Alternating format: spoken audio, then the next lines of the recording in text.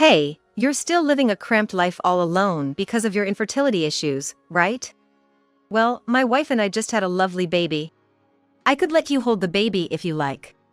Even infertile women have maternal instincts, right? I'm nice enough to let you experience motherhood. The call from my ex-husband was as condescending and prejudiced as ever. So, about experiencing motherhood, I'm gonna need a gift of about $4,000 for the baby shower, cheap for an ex-wife, right? You should feel lucky to get the feeling of being a mother for that price. See how being married to me has its perks. He made plans without considering my schedule, as always. It had been 3 years since our divorce was finalized. Primarily because he wanted to marry his mistress at the time. Why would he need to report having a child with his mistress to his ex-wife? I planned to refuse, but his condescending view of me as an infertile woman made me want to prove him wrong just this once. All right. Then my husband and kids will come along on that day. Hey, don't put on airs. If you're gonna spend money on a pretend family, might as well add that to the gift. I just told him I'd think about it and hung up. Then on the day, I went to my ex-husband's house with my husband and kids. Seeing my family, my ex quickly became disheartened. Confronted with a truth even he didn't know, my ex was utterly dismayed and took drastic action. I met my husband through a friend's introduction. I had wanted to get married, but felt no need to rush things in this day and age. Spending my time on work and hobbies instead. Many of my female friends also prioritized hobbies over marriage, not focusing too much on settling down. The shift in my desire to marry came when I was introduced to a doctor, the heir to a medical family. At first, I felt we were too different for each other.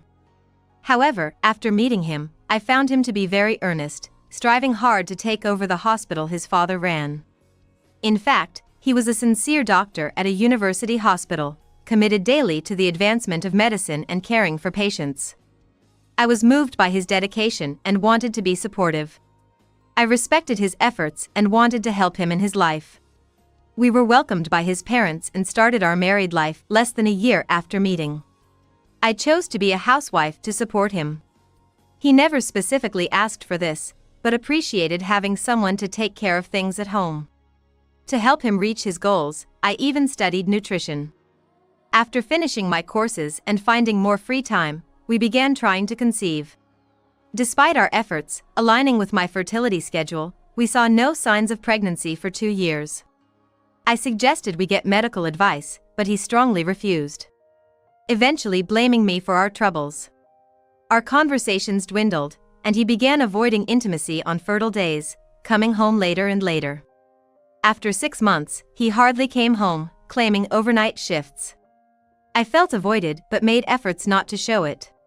Thinking confronting him would worsen our relationship. No matter how late, I stayed up to greet him and kept preparations ready for late-night meals. Yet, my efforts were never rewarded. This is my lover. I've decided to build a loving home with her, so we're getting a divorce, okay? He brought home a young woman he had met 6 months earlier. During a nursing student's internship period at his hospital. He fell in love at first sight and wooed her. She was still a student, but preferred the prospect of being a future hospital director's wife over a nursing career. He told me during my internship that nursing wasn't really a profession I could stick with just based on ideals or a sense of mission. So, I decided to marry a life-saving doctor and support him instead. Furthermore, the mistress bragged that she was still young enough to try for kids repeatedly. She looked down on me because I couldn't get pregnant, disparaging me as she pleased. My husband and I both wanted children, and it's true that I couldn't conceive. But why should I bear all the blame when we never had thorough medical tests to prove whose issue it was? I couldn't stand being unfairly judged. And I was also furious at the mistress's nerve for brazenly confronting a lawful wife. However, I thought becoming emotional would mean losing. I hadn't done anything wrong. Why should the person cheated on have to suffer in silence? I couldn't respond right there. I told the mistress to leave promptly, as decisions about our marriage, including divorce, had to be discussed with my husband first. She didn't like my attitude and snapped, "A woman with a barren womb shouldn't talk about being a woman." After the mistress left, we finally voiced our true feelings. I argued that I wanted to try again, but my husband flatly stated he couldn't consider restarting with me no matter what. He said he saw a future only with his mistress and was adamant about not backing down. I'm not asking for a free divorce. I'll give you money as you want. It's not that I want to have money. Can't you think of even a slight chance for us to make it work again? My husband said a reconciliation was absolutely out of the question. He felt no affection for me. Couldn't see me as a woman. Impossible even to be friends. He even said he found me physically repulsive, leaving me with no option but to agree to the divorce. He generously paid the agreed amount of money in one go. And quickly went back to her. I wanted to tell his parents about the situation and bid them farewell.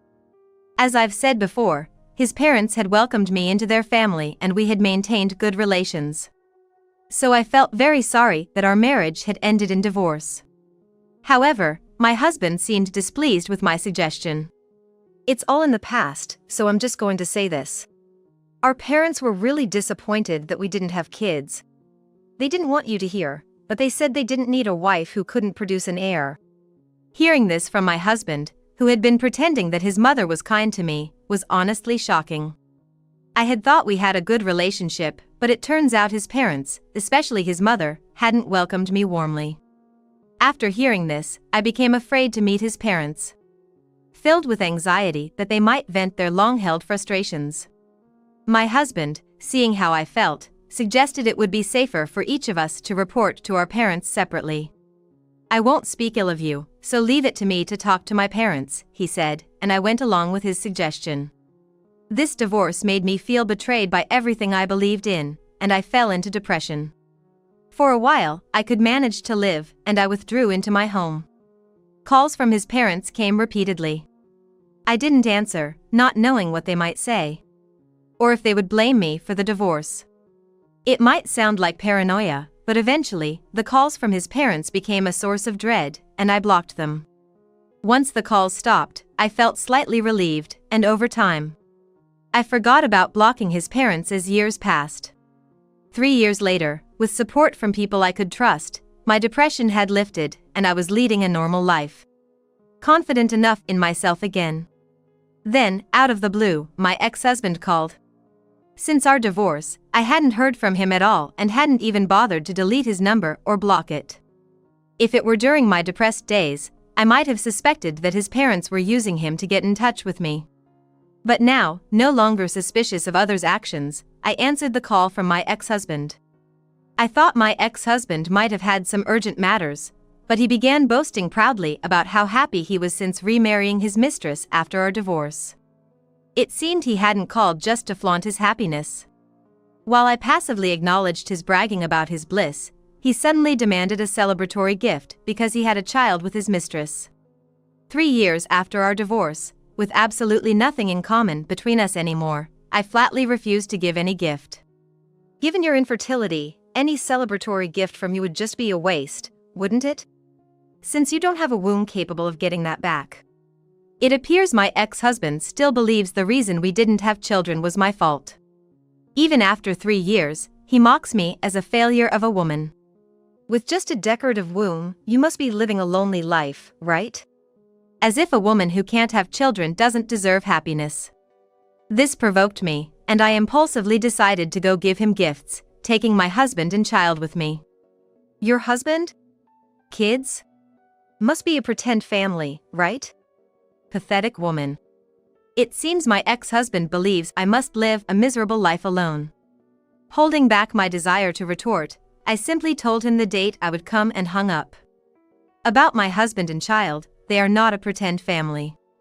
We met when I was a client and he was a lawyer. He greatly helped me during my divorce from my ex-husband. He was present when signing the divorce papers and when my ex-husband paid me. Afterwards, my now husband, still a lawyer, helped manage the division of property and the disposal of the house I had lived in with my ex-husband. Our relationship could have ended there, but we reconnected when I was going through depression and seeing a doctor. I looked so fragile and vacant at the time that he later confessed he couldn't just leave me alone. He started visiting occasionally to check on me and introduced me to a good counselor, and over time, we developed special feelings for each other. My husband, having been betrayed by someone he trusted and nearly falling into depression himself, was particularly worried about me. Eventually, our relationship flourished, and I remarried a year and a half ago. Just recently, I gave birth to a child with my husband.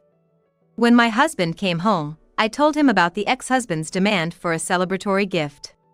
He gladly agreed to accompany me and joked about sweeping me and our child away if things turned south. His warm gestures made me chuckle.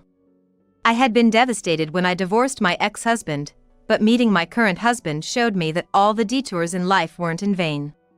When the day came, we went to the address given by my ex-husband, which turned out to be a nearly collapsing shabby house.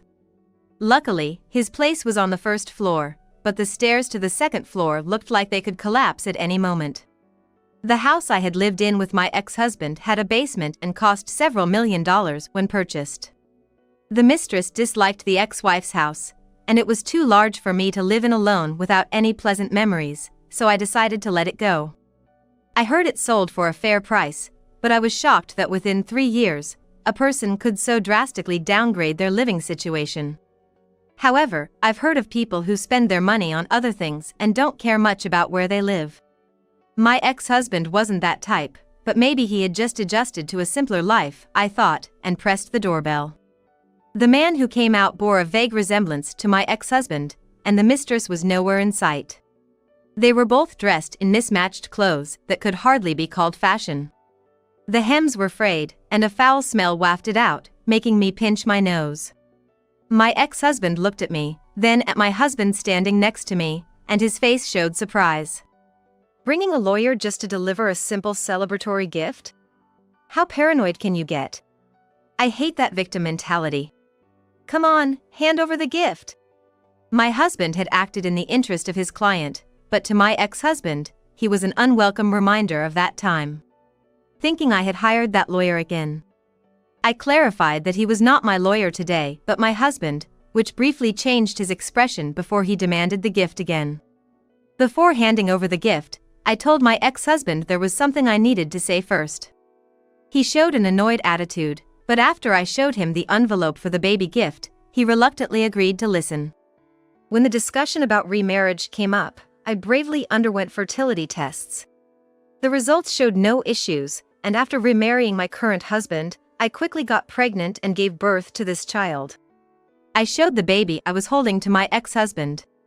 If I had no fertility issues yet we couldn't conceive, perhaps, just maybe, the baby that your mistress is holding, could it really be yours? Strangely, my comment made the mistress pale, seemingly recognizing something. My ex-husband quickly noticed the change in his mistress, demanding, "What's going on? Are you hiding something? What was that about sneaking out at night?" Feeling guilty, the mistress became defensive, escalating into a major argument. A neighbor shouted at them for being noisy and filed a complaint, but we decided to leave them to their dispute, thinking they might as well argue as much as they wanted. My husband and I had driven here, so we were walking back to the parking lot. It was a bit of a walk, and during that time, my ex-husband caught up to us. My husband stepped in front of me, ready to protect me and our child, but it was clear that my ex-husband wanted to speak to me, so I asked my husband to take the baby and wait in the car. Of course, that was just a pretext. I couldn't say in front of my ex, "Wait in the car," because he might harm our child. If my husband heard that, he'd surely suggest just driving away with us. But I had a feeling that escaping from my ex now would lead to more trouble later. From the changed man before me, I sensed an aura of someone with nothing to lose. I felt he might do something even worse if I didn't keep him in check now. "I need a favor. I need to borrow some money." He admitted that the baby gift was just a pretext, and he had really contacted me because he needed money. Seeing his dilapidated house and shabby clothes, I had suspected it might be about money.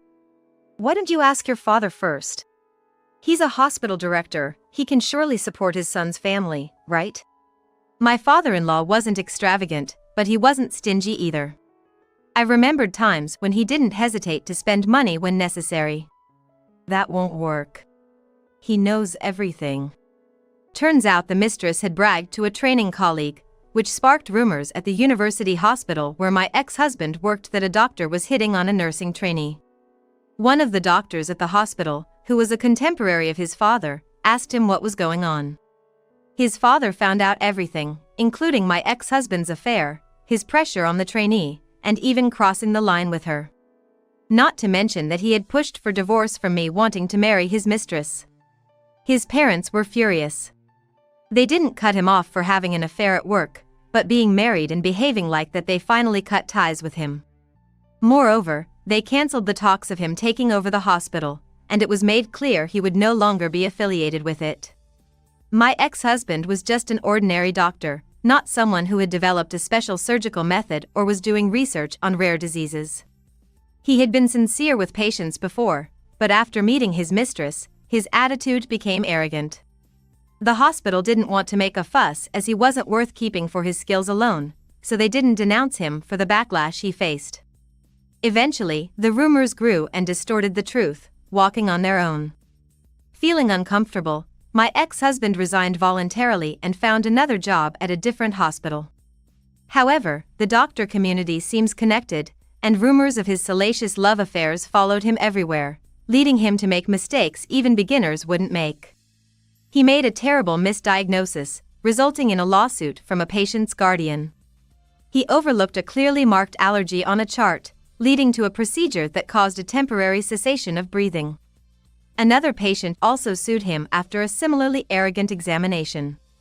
The hospital warned him repeatedly after these blunders, but minor mistakes continued, and eventually, his colleagues expressed their dissatisfaction. Without reflecting on his actions, he believed that others were unfairly ostracizing him, leading him down a path of ruin. After quitting his job as a doctor, my ex-husband has been unable to settle into any other job, constantly switching from one to another, which is the situation now. That's why I don't have any money. Listening to him, it all seems like a case of getting what he deserved. Why don't you ask your wife to work before asking me? A woman should stay at home. She's a mother, after all, isn't that obvious? What you just said is problematic. It's a derogatory comment. I might lend you money, but first, pay what you owe. What? I paid in full.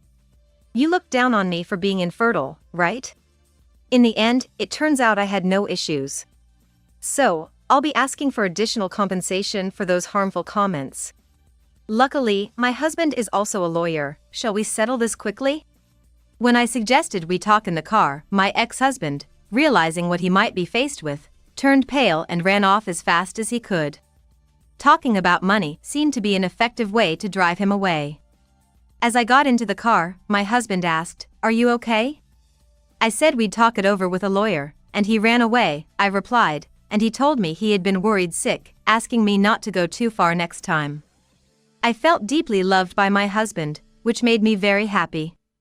A smile inadvertently spread across my face, which made my husband worry even more that the scare had gotten to me. After we got home, I shared with my husband the thoughts that had been troubling me for a long time. This had been since I learned the truth from my ex-husband, but I hadn't been able to decide alone, so I wanted to hear my husband's opinion. I had always believed the lies my ex-husband told me, and I hadn't parted on good terms with his parents. Even after the divorce, I received calls from them, but out of fear, I ended up blocking them. My depression gradually improved after I was freed from the fear of those calls, but learning that it all had been lies from my ex, I only felt regret for what I had done.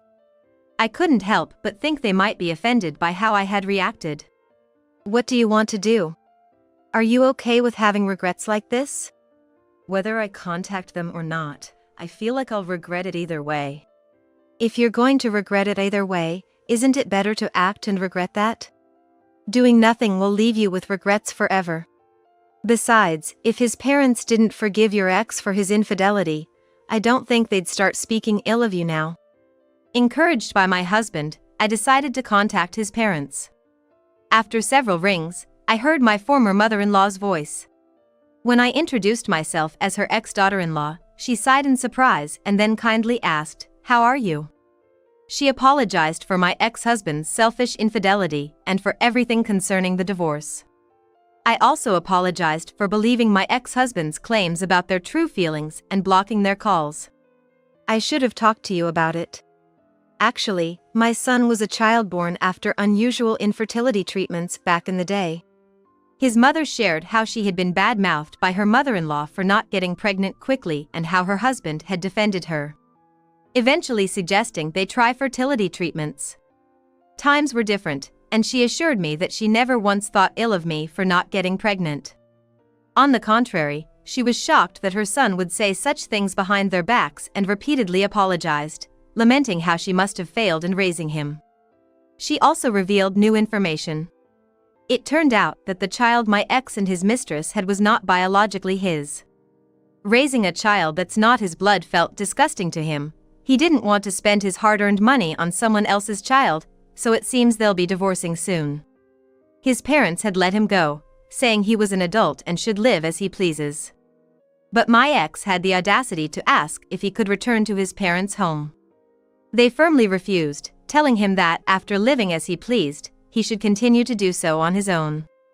Later, my ex showed up at my husband's law office.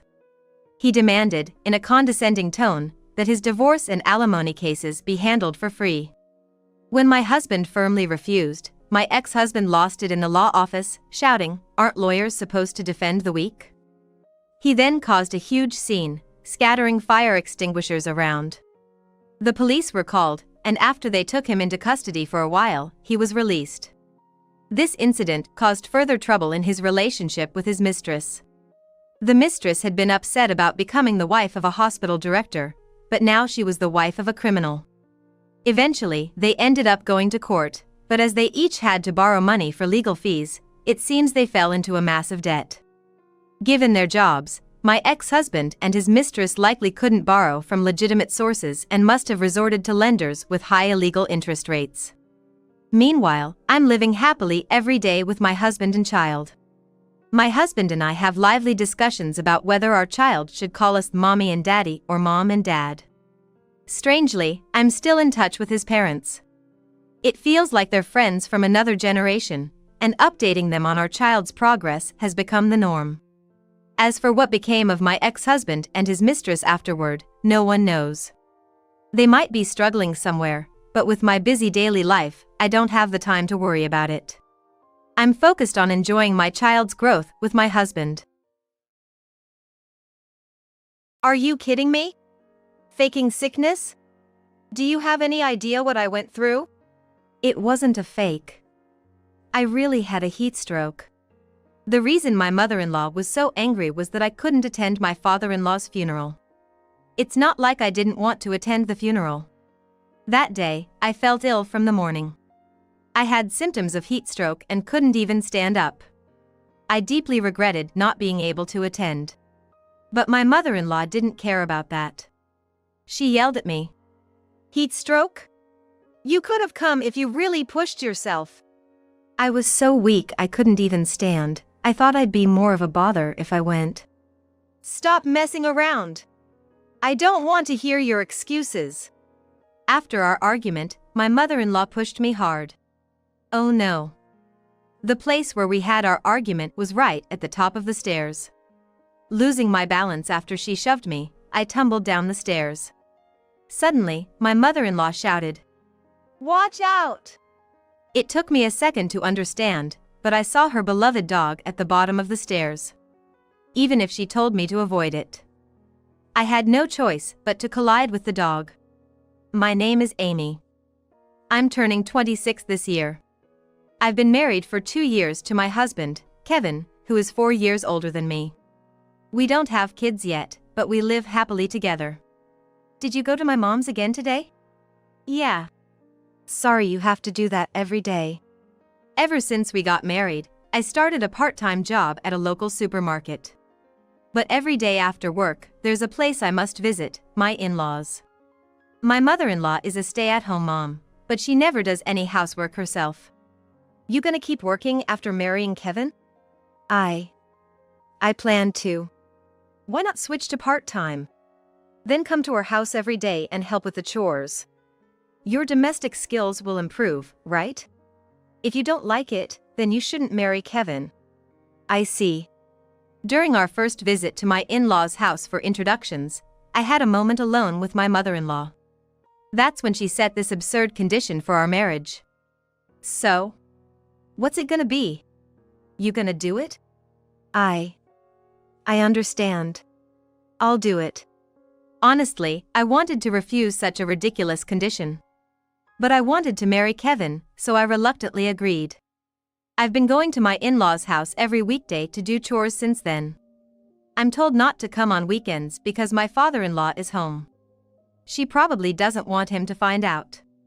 I have to do everything: laundry, cleaning, preparing dinner, and shopping.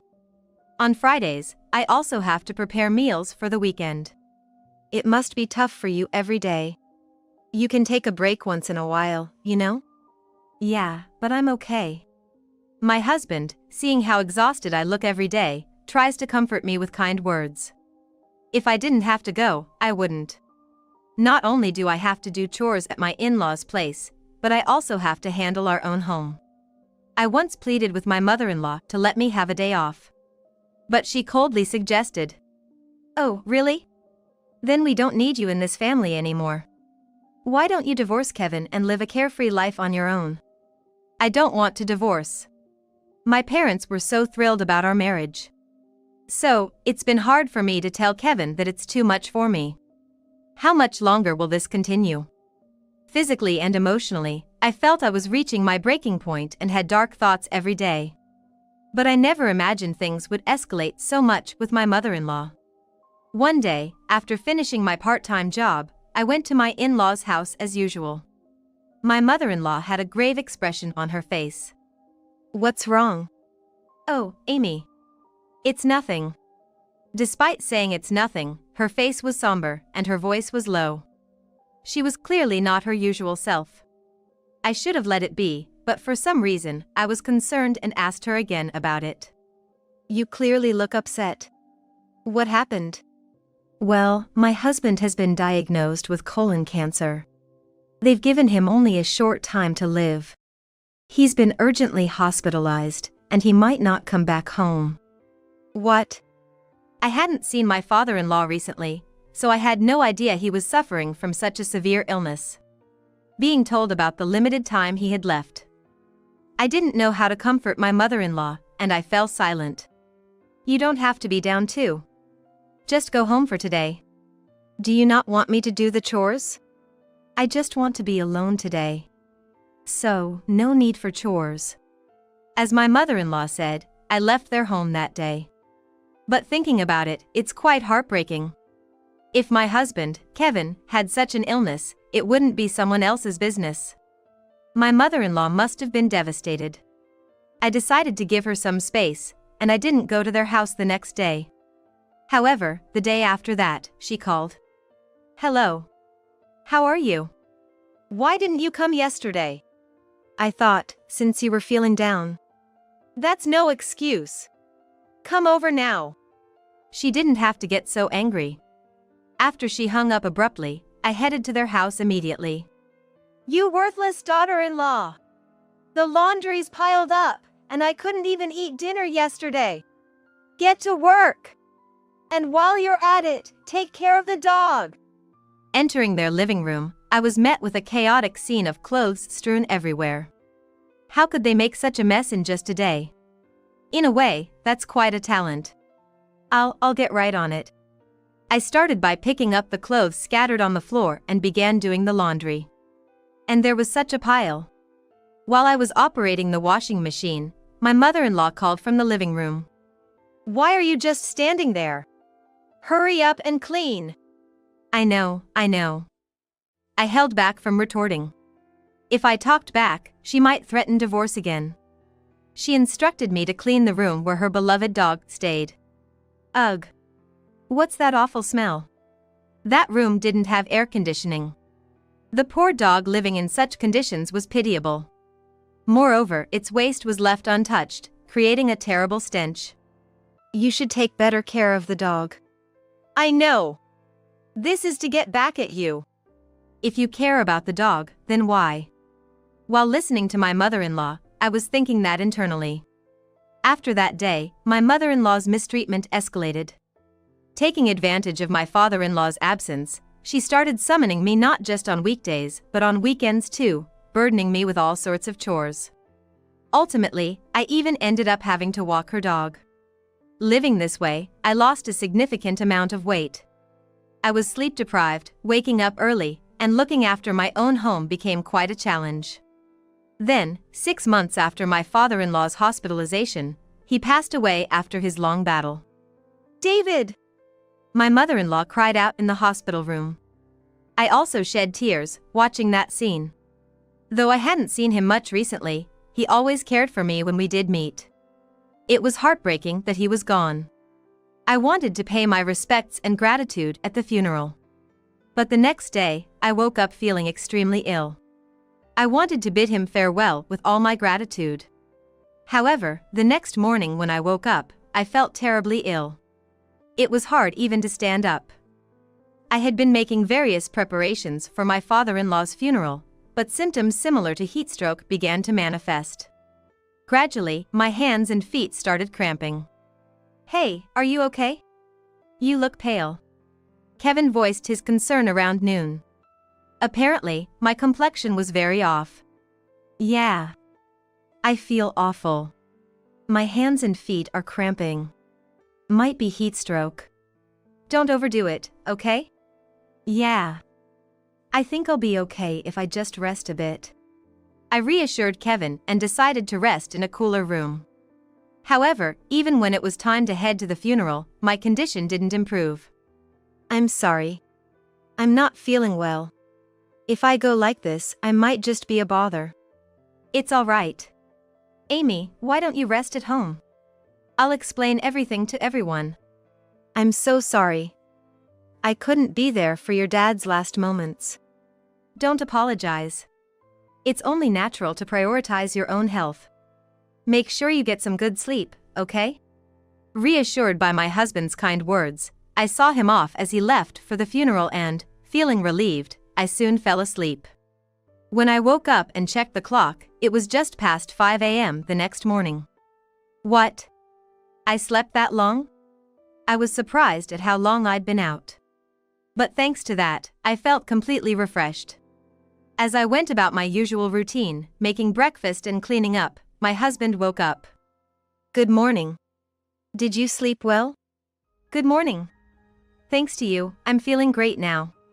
"About yesterday.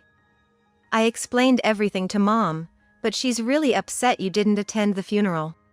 "Figures. Guess I have to go and apologize." I wasn't really looking forward to it, but I decided to head to my in-laws' house and apologize to my mother-in-law in person. "Hello. What are you doing here?" "I'm sorry about yesterday. Just come in for now." Upon arriving at my in-laws, I apologized and was allowed inside. "She's quite mad." She glared at me with cold eyes. However, she didn't say or do anything further and quickly retreated to her room upstairs. I need to apologize properly. I followed her upstairs and tried to talk to her. "I'm really sorry about yesterday." "What are you sorry for?" "For not being able to attend the funeral." The moment I said that, my mother-in-law screamed at me, her face red with anger. "Are you kidding me? Faking sickness? Do you have any idea what I went through?" I wasn't faking it. I really had heat stroke. I truly didn't want to skip the funeral. I wanted to be there for my father-in-law's last moments. But of course, she didn't know how I felt. And continued to yell at me. "Heat stroke? You could have come if you really tried." "It was so bad I couldn't even stand, and I thought I'd just be in the way." "Stop it with the excuses. I don't want to hear it." After arguing with my mother-in-law, she pushed me hard. Oh no.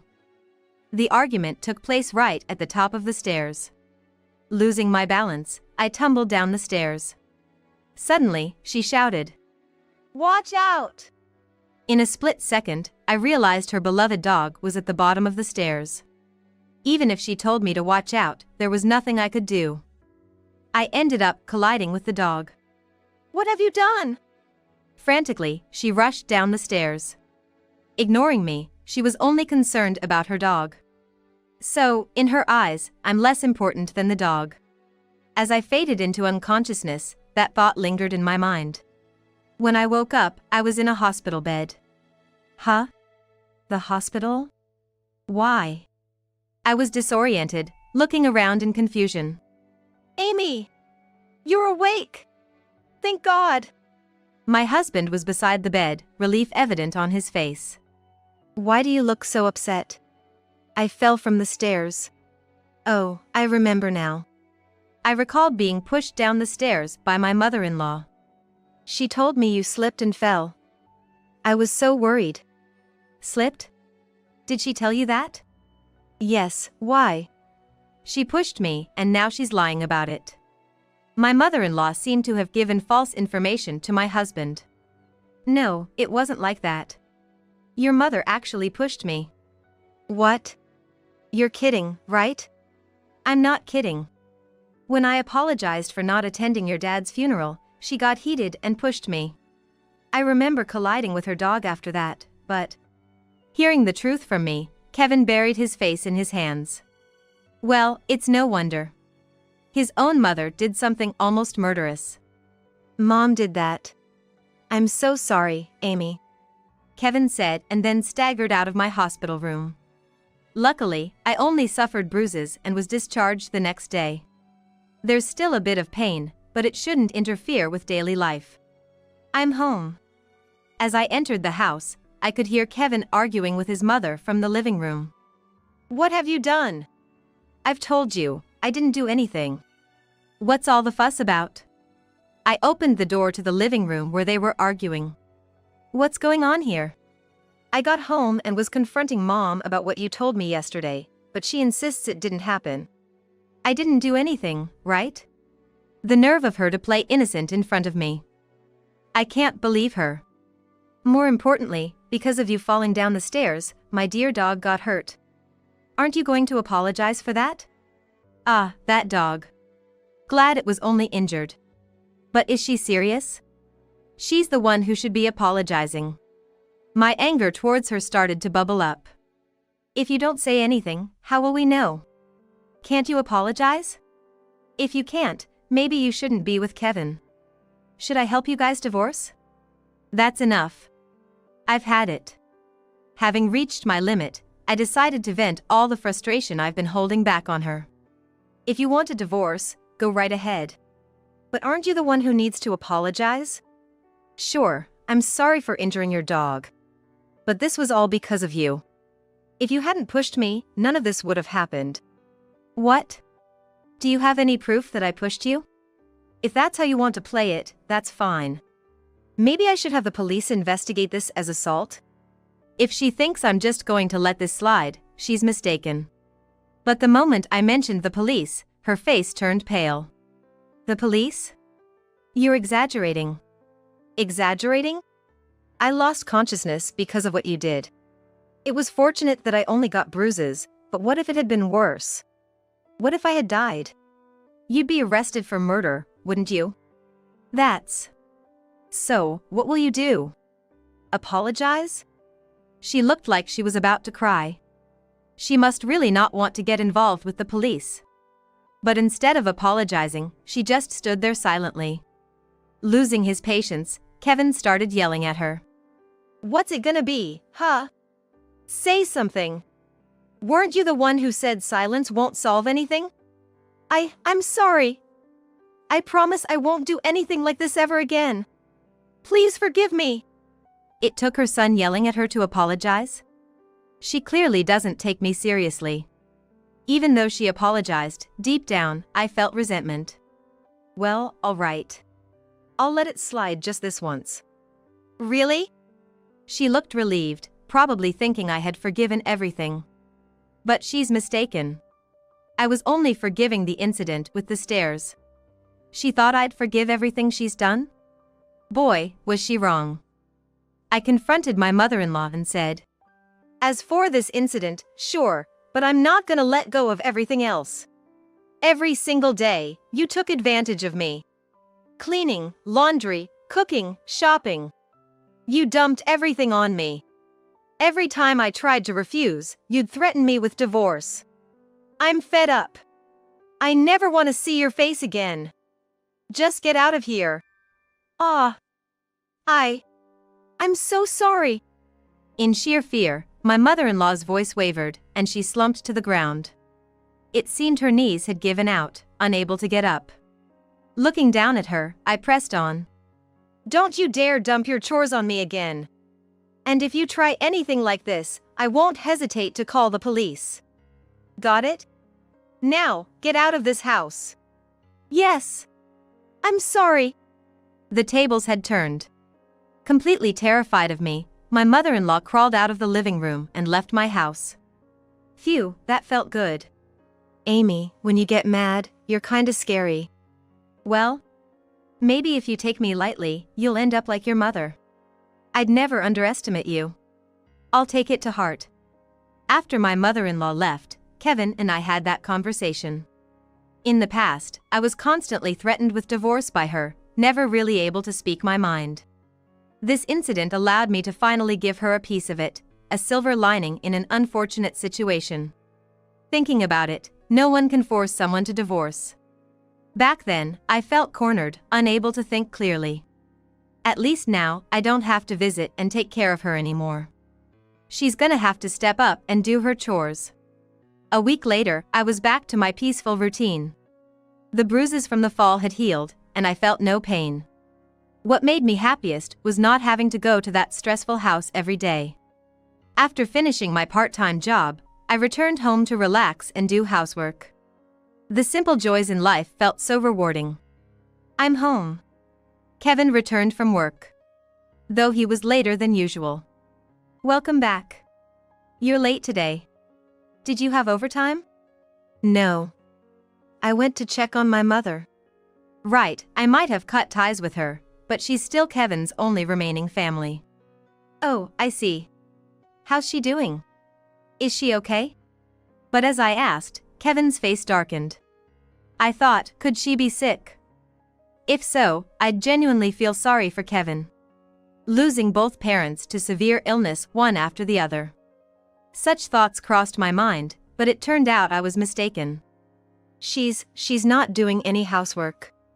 The house is filled with trash, clothes scattered everywhere, and she hasn't been taking care of the dog either. It stank so bad.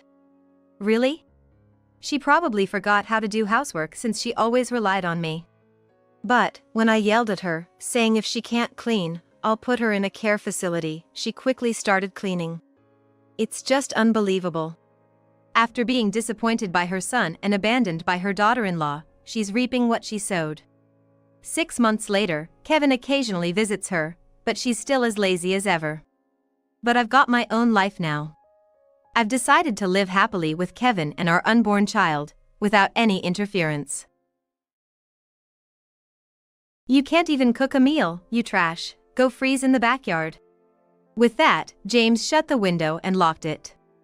I immediately ran to the window. Please! Open it! I begged as I pounded on the window, but James just grinned and drew the curtains. I began to shiver from the cold. I could feel my body, which had been warmed by the heater until just a moment ago, rapidly losing its warmth. What am I gonna do? If it continues this way, even my baby inside me. Just as I was on the verge of passing out from the intense cold and shock, a savior extended a hand to me and was like, "Are you okay?" The next day, I returned home with him. In the yard, James was freezing, naked. When I was staring in shock at the sight, Liam stepped forward. That was what you said, wasn't it? If you can't even cook properly, then freeze outside. Liam spoke to James with a cold gaze and tone. James, shivering in the yard, couldn't even reply properly. I'll call an ambulance out of the goodness of my heart. Emily, you want to say anything to him before it arrives? Nodding in response to his words, I took a step closer to James. My name is Emily Smith. I'm a 28-year-old homemaker. My mother passed away due to an illness shortly after I started working. My father, following her, suddenly died of a heart attack. Being an only child, I was left completely alone. The loneliness was unbearable, but I distracted myself by immersing myself in work. Emily, are you okay? You seem to be pushing yourself. The one who reached out to me during that time was my husband, James. He had a way of comforting my grieving heart, always there to support me when I was crying alone. Then, once I had somewhat recovered, he pursued a relationship. And after dating for a few years, we got married. Wow, we're so pleased to have such a lovely young woman join our family. Yes, for James, he's brought home quite a nice young lady. After our wedding, I started living with James' family. We got along very well. Emily, I saw on TV the other day that there's a new cafe near the train station. Let's go together sometime. Yes, I'd love to. I particularly hit it off with my mother-in-law, and we go out for a meal together once a week. I also get along well with my father-in-law, who loves to cook, and we've cooked together in the kitchen several times. I'm glad you're getting along with my family. But isn't my younger brother a bit of a handful? Oh, not at all. It's true that I don't talk much with Liam, my brother-in-law. Since he works from home, he often stays in his room. But I was interested in his work, and when I asked about it, he explained it to me in detail. So I've been getting along well with James' family. A few years after we got married, I became pregnant with James' child. Given the severity of my morning sickness, I decided to quit my job. I think that's a good idea. Yeah, don't push yourself. This wasn't just my decision. I discussed it thoroughly with James' family. In fact, the earnings of both James and Liam are enough for us to live on, and I also have savings. Besides, my father-in-law works, and my mother-in-law has a part-time job, so there's no problem with me quitting. Man, pregnant women have it good. They don't have to work and no one complains. Lately, though, James has been complaining about this. James was also present during our discussions, and at the time he was the first to suggest I should quit. Just a freeloader without a job. Acting all high and mighty. Who's acting high and mighty? When did I ever order you around? I'm the one cleaning up the clothes you leave around, you know? That being said, I've always been a competitive person, and I would always prove James wrong. You should have spoken up during our discussions if you had complaints. Exactly. It was you who brought it up, James. Right. Instead of complaining, take care of your own responsibilities. Because my parents-in-law agree with me and side with me, James feels isolated. Liam and James don't get along very well, so Liam never takes James' side. James looks down on me because I work from home.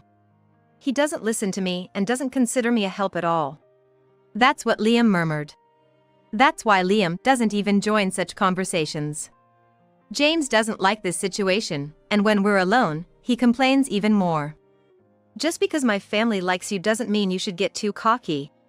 I'm not getting cocky. Everyone is just being reasonable. Even if it were just the two of us, I never lost to James. But once the morning sickness kicked in, I lost the energy to even argue. Pregnancy isn't an illness. If you're not working, you're no different from a bomb. I agree it's not a disease. But Emily is risking her life to nurture another. That's work in itself. Then, Liam stepped in to help. Whenever James complained to me, Liam would immediately come to my aid and report to his parents. While James was being scolded by his parents, Liam took care of me. At this rate, it's hard to tell who the real father is. I muttered, rubbing my belly. Well, with my in-laws keeping an eye on things, I hoped James would change eventually. Until that time, I trusted James. Oh, James hasn't returned yet? Seems like it. Then, all of a sudden, James started coming home late. He said it was due to overtime, but I wasn't sure if that was true. Even on his days off, he was like, "Got called into work. I'm busy, so I'm gonna stay at the office." Sometimes he didn't return home at all. Honestly, I started to suspect James was cheating. So did his parents. We tried to gather evidence together, but it was hard to catch him in the act. He only seemed to be at the office, and there was no sign of any particular woman. Well, we can't really know what's going on inside the company. I asked one of the junior employees, but she said there's nothing unusual. Oh. Hey, Emily, don't push yourself. Around that time, my morning sickness got so severe that I couldn't do any household chores. But my father-in-law took care of the cooking, and my mother-in-law handled the other chores. Liam also pitched in, so everything was fine. Aren't you ashamed? Huh? Lying around all day, not doing any housework, even though you're a homemaker. What's the point of you even being here? James, having seen his parents doing the housework, woke me up in the middle of the night just to say that. When I was frowning, Liam retorted like, "That's not something someone who's not doing his part as a husband should be saying. Every single time, you defy me, even though I'm the eldest. Well, you're not exactly the kind of brother I can look up to. You've always been such a smartass." The argument between the brothers escalated, and just before it turned into a physical fight, the commotion was heard by their parents who intervened to stop them. After hearing the situation, they scolded James. "That's enough. Do whatever you want." "Wait, James! Where are you going?" Without answering me, James left. "I'm really sorry about that fool. We truly apologize." In place of James, they apologized to me, and the matter was settled there. However, James's attitude has been getting worse. Something needs to be done soon. I was at a loss for what to do. What should I do? Is everything all right? One Saturday, my mother-in-law and father-in-law had plans to travel for a local event. They had arranged this trip in advance, but they seemed concerned about James's recent behavior. "I'm worried about leaving you behind." "I'm fine. My morning sickness has settled down quite a bit." Even they were quite concerned. I saw them off with a smile and they headed off on a 3-day trip. Around the same time, Liam had some overnight commitments. "I'm sorry for leaving during such a time." "Don't worry about it. Take care and be safe."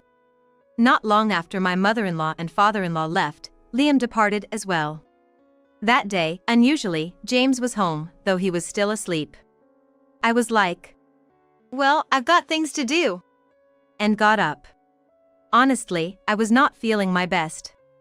But if I just lay around doing nothing, I didn't know what James might say.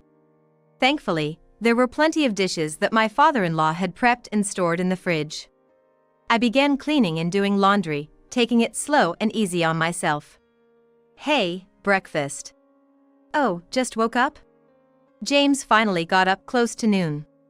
With his hair still tousled and a grumpy look on his face, he demanded breakfast.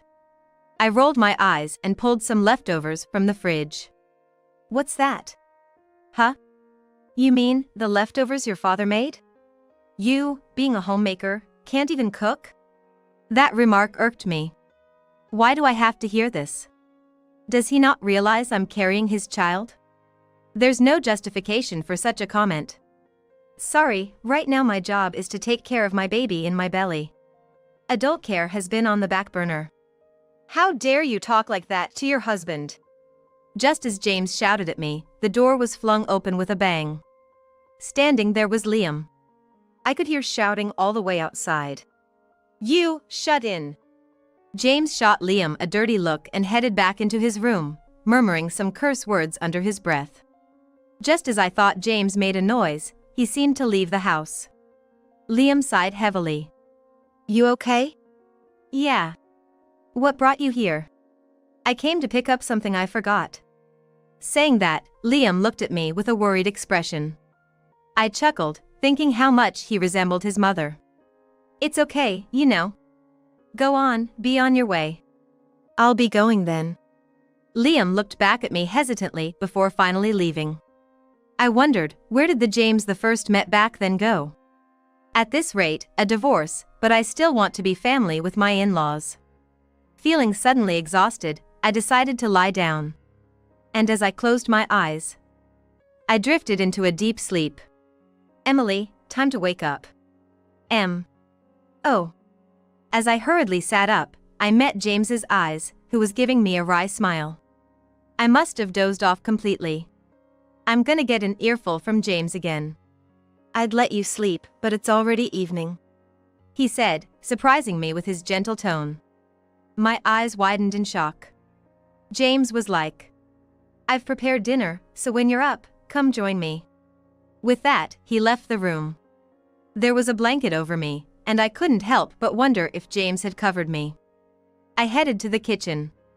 I found my father-in-law's dishes already warmed up, ready to eat. I'm sorry, Emily.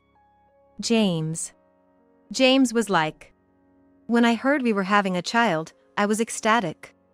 But then, I felt so overwhelmed, and I took it out on you. This is my way of saying sorry. James presented a cake. Honestly, this gesture wouldn't erase all of James's past behaviors. But him apologizing genuinely warmed my heart. For now, I decided to let it go and enjoy our meal together. Hey, look! It's starting to snow. Oh, you're right. Let's go take a closer look.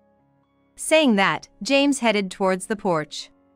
Watching his childlike excitement, I chuckled and followed him. The sight of the white snow falling against the backdrop of the night was indeed beautiful. As I came from an area where it rarely snowed, this scene felt fresh to me. Without thinking, I moved closer to the window. Let's open the window. No, it's gonna be cold. Just put on a jacket and you'll be fine. As he draped a jacket over me and opened the window, the chilly wind rushed in. Just as I was bracing myself against the cold, James tugged at my arm. Huh? Before I knew it, I was outside. Turning around, there was James, grinning mischievously. You're a homemaker, and yet you don't do the housework? That makes you a failure as a wife. Reflect on that tonight. Excuse me? What are you talking about? You can't even cook a meal, you trash. Go freeze in the backyard. With that, James shut the window and locked it. I immediately ran to the window. Please! Open it! I begged as I pounded on the window, but James just grinned and drew the curtains. I began to shiver from the cold. I could feel my body, which had been warmed by the heater until just a moment ago, rapidly losing its warmth. What am I gonna do if it continues this way, even my baby inside me? Just as I was on the verge of passing out from the intense cold and shock, a savior extended a hand to me and was like, Are you okay? He immediately put me in the car. Why are you out here at this time of night? The one who helped me was Liam. Liam had been worried about James, so he came home earlier than planned. The car's heater warmed me up, and I sighed in relief. Liam was like, We should go to the hospital, just in case.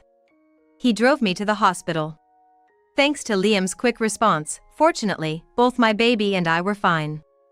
And while I was being examined, Liam had apparently arranged for a hotel. We were able to stay at the hotel, but Liam left and went somewhere else. I'm so relieved. You're gonna be a strong baby, aren't you? Feeling reassured that I've arrived at the hotel, I rubbed my belly. I was so glad nothing happened. I was exhausted, so as soon as I lay down on the bed, I fell asleep. Oh, Emily. Are you okay now?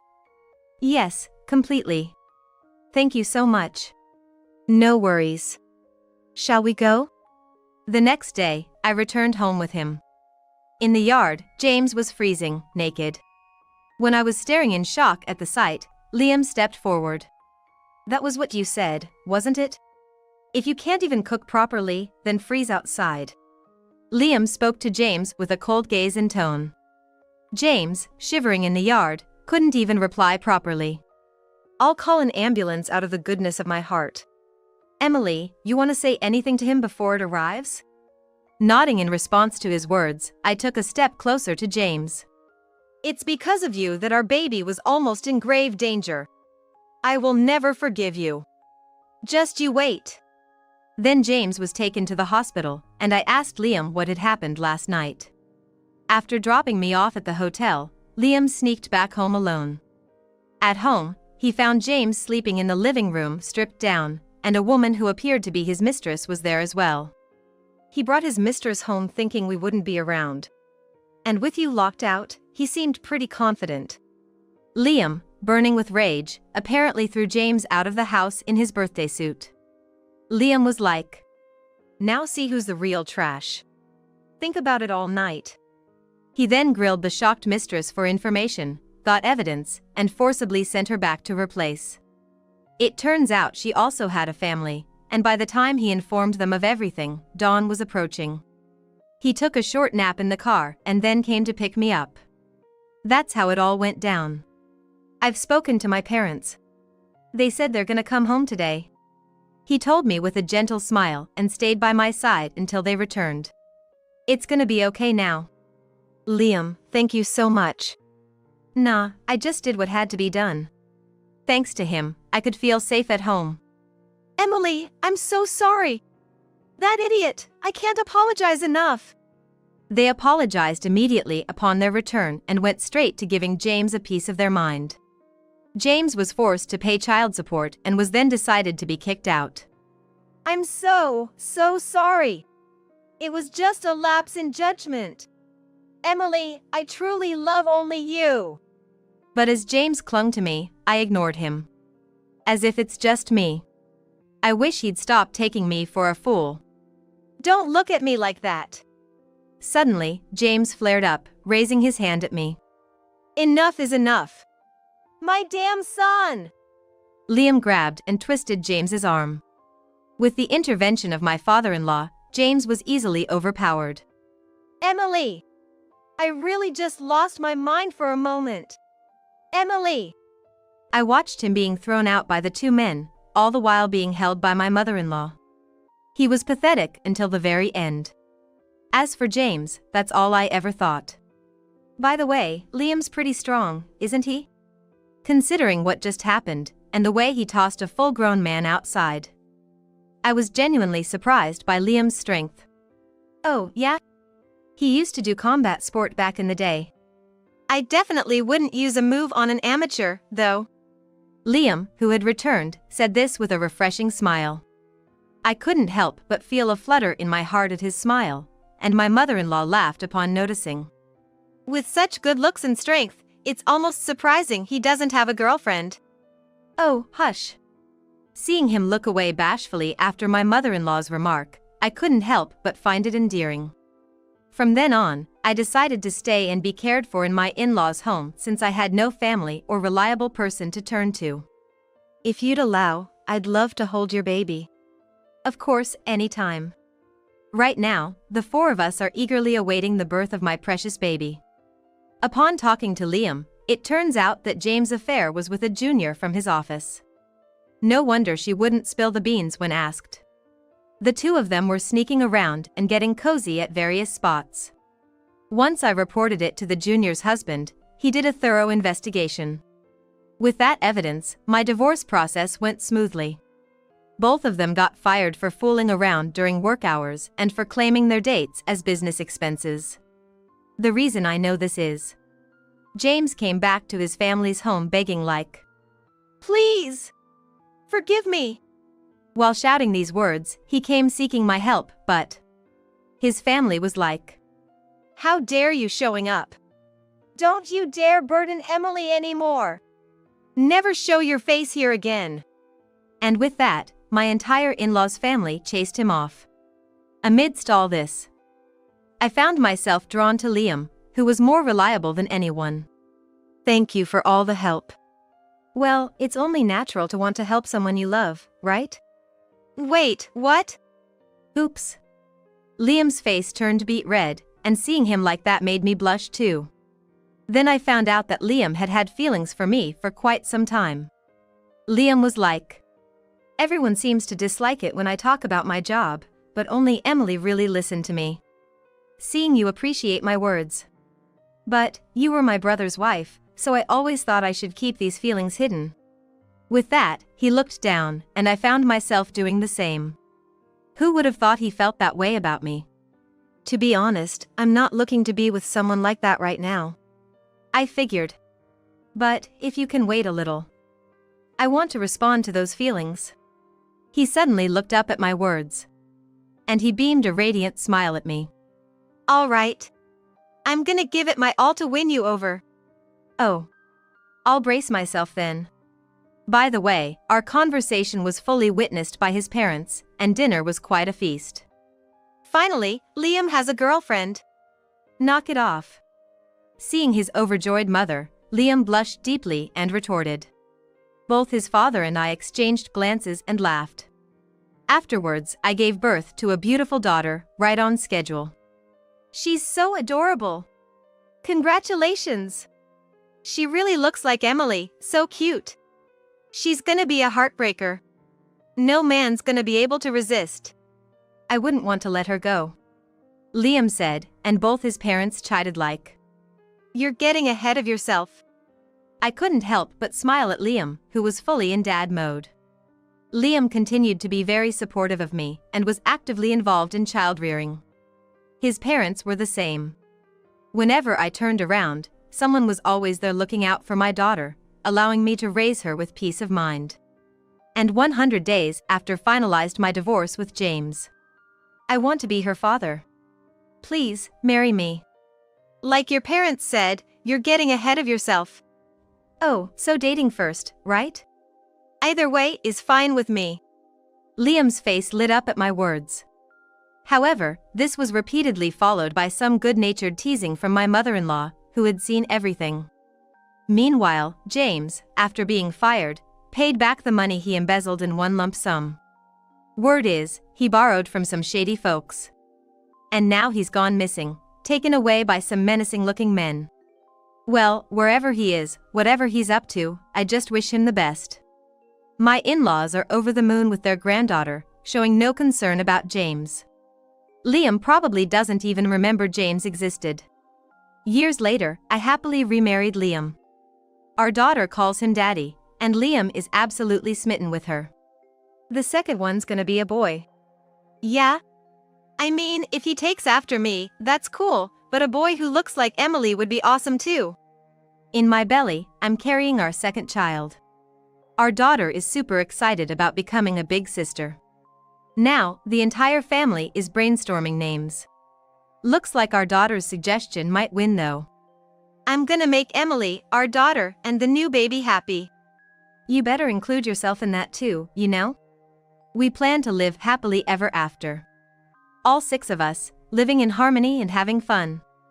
That's the promise Liam and I have made. We're looking forward to going out as a family once this baby is born.